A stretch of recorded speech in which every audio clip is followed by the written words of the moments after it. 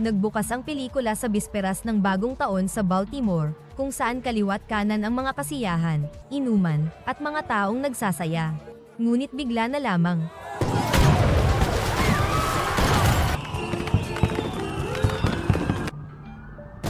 nauwi sa matinding takot ang selebrasyon nang magsimulang mamaril mula sa malayo ang isang misteryosong sniper. Walang tigil itong nagpaputok sa iba't ibang gusali at pinapatay ang sinumang makita niya. Hindi kalayuan doon, nakilala natin ang bagitong pulis na si Eleanor, na kasalukuyang nasa gitna ng alitan sa pagitan ng may-ari ng isang kafe at isang lasing na customer. Bigla siyang nakatanggap ng agarang tawag na nag-uutos sa lahat ng pulis na pumunta agad sa malapit na plaza. Agad na nagtungo roon si Eleanor at nalaman nating nakabaril na ang sniper ng 25 biktima, kung saan 17 ang kumpirmadong patay. Makalipas ang ilang sandali, dumating si Eleanor sa isang bahay kung saan nabaril din mula sa bintana ang kawawang binatilyo. Kalaunan, natuklasan ng mga pulis na lahat ng bala ay pinaputok mula sa apartment sa ika-17 palapag ng isang gusali sa lugar. Ngunit sa mismong sandaling iyon, biglang sumabog ang naturang apartment, dahilan upang magulo ang buong gusali. Natarantang nagsitakbuhan ang mga residente upang makaligtas. Habang nangyayari ito, nagsimulang mag-record ng video si Eleanor, nagbabaka sakaling matunton ang salarin na tumakas kasama ng mga tao. Sumunod, nagtungo ang mga pulis at bumbero sa mausok na gusali kasama si Eleanor. Pagpasok nila sa sumabog na apartment, nadiskubre nilang walang namatay roon. Samantala, hirap nang makahinga si Eleanor dahil sa kapal ng usok at panandaliang nawalan ng malay. Ngunit mabilis siyang tinulungan ng isang detective na nagngangalang Mac na nagbigay sa kanya ng oxygen mask upang siya'y maging maayos. Ilang sandali pa, dumating ang pangunahing investigador ng FBI na si Jeffrey Lamarck. Ipinaalam sa kanya ng grupo na ang apartment ay pag-aari ng isang Norwegian na lalaki na kasalukuyang nasa Oslo. Lumalabas na nakuha lamang niya ang apartment bilang kabayaran sa utang at matagal na niya itong sinusubukang ibenta. Pagkatapos nito, lumipat ang eksena sa himpilan ng pulisya kung saan ipinaliwanag ni Lamarck sa grupo ang mahahalagang detalye na dapat tandaan sa investigasyon. Kalaunan, nakita nating iminungkahi niya kay Deputy Governor Capleton na isara ang lahat ng highway upang hindi makatakas ang killer, ngunit tumanggi si Capleton dahil magdudulot daw ito ng matinding takot sa publiko at makakasira sa imahe ng gobernador.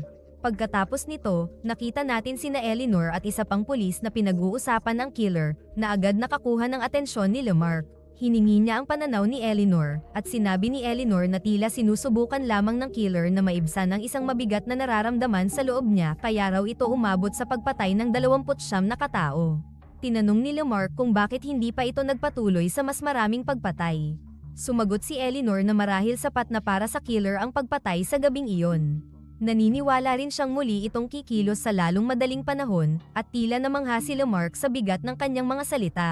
Kinabukasan, nakatanggap si Eleanor ng tawag mula sa kanyang superior na nagsabing nais siyang makausap agad ni Lamarck.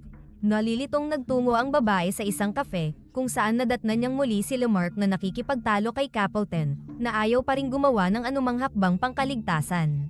Pagkaalis ng Deputy Governor, umupo si Eleanor kasama si Lamarck at ibinunyag nitong gusto niyang mapasama siya sa FBI team. Nabigla si Eleanor, at ipinaliwanag ni Lamarck na hindi lang dahil matalas ang kanyang pag-iisip, kundi dahil tila magulo rin ang kanyang isip, katulad ng killer. Sakto namang dumating si Detective Mac, at inanunsyo ni Lamarck na silang tatlo ay magiging magka-team mula ngayon. Sumunod, nagtungo ang tatlo sa morgue at agad silang nilamon ng malamig na takot nang makita ang 29 na walang buhay na katawan ng mga biktima.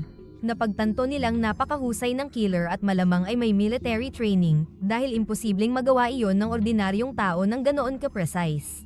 Napansin ni Lamarck na magkakaiba ang lahi, edad, at kasarian ng mga biktima, ibig sabihin ay walang malinaw na pattern o koneksyon. Bigla namang dumating ang isang opisyal at naghatid ng nakakagulat na balita, natagpuan na raw ng mga pulis ang killer. Kalaunan, dumating ang grupo sa lugar kung saan napapalibutan na ng SWAT team ang isang gusali. Ipinaliwanag ng isa pang FBI agent na si Frank na ang suspect ay isang teenage boy na nakatira sa itaas mismo ng sumabog na apartment. Habang iniimbestigahan ng pulisya, ikinulong ng binatilyo ang sarili sa loob at nagbantang papatayin ang lahat. Dagdag pa ni Frank, swak daw ang bata sa profile ng killer dahil mayroon itong ADHD, palaging absent sa school dahil sa pambubuli, buong araw nanonood ng ISIS videos, at addict sa mararahas na video games. Bukod pa rito, isinama raw siya ng kanyang tiyuhin sa isang gun club noong nakaraang summer.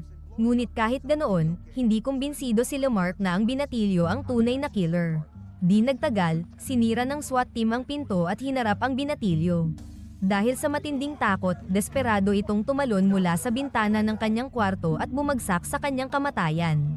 Matapos ang trahedyang iyon, natuklasan ng mga pulis na wala namang armas ang bata, ibig sabihin ay maling lead lamang ito.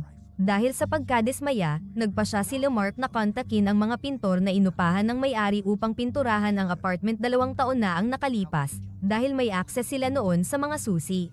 Di naglaon, dumating para sa interogasyon ang 3 pintor na sina Rodney, Haynes, at Dimitri. Tinanong ni Lamarck kung nasaan sila noong bisperas ng bagong taon, at lahat sila ay may matitibay na alibay. Mukhang chill at kalmado si Rodney, ngunit galit na galit sina Haynes at Dimitri matapos pagbintang ang mamamatay tao dahil lamang sa trabahong ginawa nila ilang taon na ang nakalipas.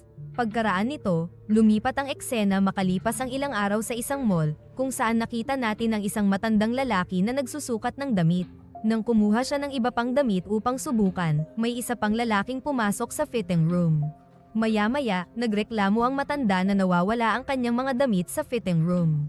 Samantala sa banyo, nakita natin ang isang misteryosong lalaki na naglalagay ng body wash sa kanyang katawan, at lumabas na siya pala ang nagnakaw ng damit ng matanda. Isang lalaki na nakapansin sa kanya ang nandiri at agad ipinaalam ito sa security. Agad nagtungo sa banyo ang security, ngunit nakatakas na ang magnanakaw. Sa kabutihang palad, nahuli nila ito sa cafeteria habang sinusubukan nitong magnakaw ng tirang pagkain. Paulit-ulit siyang inutusang buksan ang kanyang bag, ngunit matigas siyang tumanggi. At pagkatapos ay bigla na lang,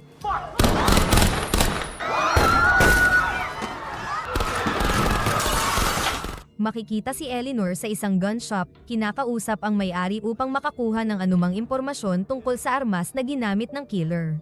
Ngunit biglang naputol ang kanilang pag-uusap nang makatanggap siya ng tawag tungkol sa isang nakakatakot na insidente. Agad na dumating si Eleanor sa mall, at nanlumo siya nang makita ang lugar na puno ng mga bangkay ng sibilyan at mga pulis. Pagkatapos ay sumama siya kina Lamarck at Max sa security room, kung saan nirepaso nila ang lahat ng CCTV footage. Natuklasan nila na ang salarin ay payat, maputi, at mahigit 6 na talampakan ang taas, ngunit natatakpan ng hood ang kanyang mukha sa bawat kuha. Napansin nila ang orihinal nitong suot na damit bago ito pumasok sa banyo, kaya nagpa siya silang kunin iyon para sa DNA analysis. Maingat na nagmasid si Eleanor at sinabi niyang hindi pumunta roon ang lalaki para pumatay kundi para kumuha ng pagkain, damit, at maglinis ng sarili. Napansin din nilang puro gulay lamang ang kinuha nito sa plato, palatandaang vegetarian siya. Binigyang diin ni Lamarck kung gaano kaperpekto ang paraan ng pagpatay nito sa lahat, na nagpapahiwatig na hindi lamang siya sinanay ng militar kundi ipinanganak din sa hanay ng mahuhusay na Mama Merrill. Nanginig sila sa takot habang pinapanood ang salarin na maingat na naglagay ng ilang granada sa isang basurahan, na ginamit niya upang mapatay ang maraming pulis ng sabay-sabay. Sa kasamaang palad, hindi na nakita ng mga pulis ang itinapong damit sa banyo dahil nadala na ito ng garbage truck bago pa man nangyari ang pamamaril. Kapit sa natitirang pag-asa, agad na nagtungo sina Mac at Eleanor sa tambakan ng basura at desperadong hinanap ang damit ng killer sa gitna ng bundok ng basura. Samantala, matinding pressure naman ang kinakaharap ni Lamarck mula sa kanyang mga nakatataas at kay Capleton, na ang tanging iniintindi ay protektahan ang imahe ng gobernador. Pagbalik ni na Mac at Eleanor dala ang damit ng salarin, nagkaroon silang lahat ng kaunting pag-asa. Maya-maya, nagpalabas ang isang news anchor ng footage ng insidente sa mall at hinikayat ang mga manonood na makipag-ugnayan kung mayroon silang impormasyon tungkol sa killer. Ipinagpatuloy ni Eleanor ang kanyang investigasyon tungkol sa 3 pintor, at nang suriin niya ang bank statements ni Rodney, nagulat siyang matuklasang sabay-sabay itong nagtatrabaho sa iba't ibang trabaho. Dumating din ang resulta ng laboratorio mula sa damit ng salarin, na nagpakitang may bakas ng marurupok na hibla ng buhok, karaniwang nakikita sa mga taong nakaranas ng matinding pinsala sa ulo. Samantala, sa telebisyon, nagsimulang tumanggap ng mga tawag mula sa publiko, at may isang lalaking kakaiba magsalita na nagsabing ipinagmamalaki niya ang killer soldier. Ibinunyag niyang bahagi siya ng isang grupong tinatawag na Invisible Army, na lumalaban umano laban sa bulok na sistema. Nang hindi siya paniwalaan ng news anchor, nagbanta ang tumawag na papatayin niya ito at maging ang anak nitong babae na nasa dormitoryo ng kolehiyo. Mukhang marami siyang alam tungkol sa killer, kaya tinrace ng FBI ang tawag at natukoy ang kanyang lokasyon. Hindi nag-aksaya ng oras ang FBI at agad silang sumakay sa helicopter kasama ang SWAT team upang hulihin ang tumawag. Hindi nagtagal, bumaba ang tumawag at kanyang mga kaibigan mula sa kanilang truck at pumasok sa isang tindahan habang nagtatawanan at ipinagmamalaking napahiya nila ang news anchor at natakot ang mga pulis. Nag-undercover din sina Eleanor at Mac at sinundan sila sa loob upang bantayang mabuti. Tahimik na binalaan ni Eleanor ang ilang sibilyan at hinikayat silang umalis sa tindahan. Ngunit tumaas ang tensyon nang hindi marinig ng isang matandang lalaki ang kanyang sinabi at pinasigaw siyang ulitin ito. Dahil doon, napansin sila ng isa sa mga armadong lalaki at agad itong naghinala. Sakto namang dumating ang mas marami pang pulis at agad nilang tinutukan ng baril ang grupo. Sumiklab ang matinding putukan sa pagitan nila, at karamihan sa mga armadong lalaki ay nabaril at napatay. Isa lamang sa kanila ang natirang buhay at sinubukan nitong paputukan ng isang pulis ngunit agad siyang na-taser gamit ang stun gun. Ngunit sa nakakagulat na pangyayari, nang maaresto ang lalaki, sinabi niyang biro lamang ang lahat at wala talagang grupong tinatawag na Invisible Army. Kinabukasan, inakusahan ng disciplinary committee si Lamarck ng kawalan ng kakayahan at paggawa ng sunod-sunod na maling desisyon na nagresulta sa pagkamatay ng maraming tao.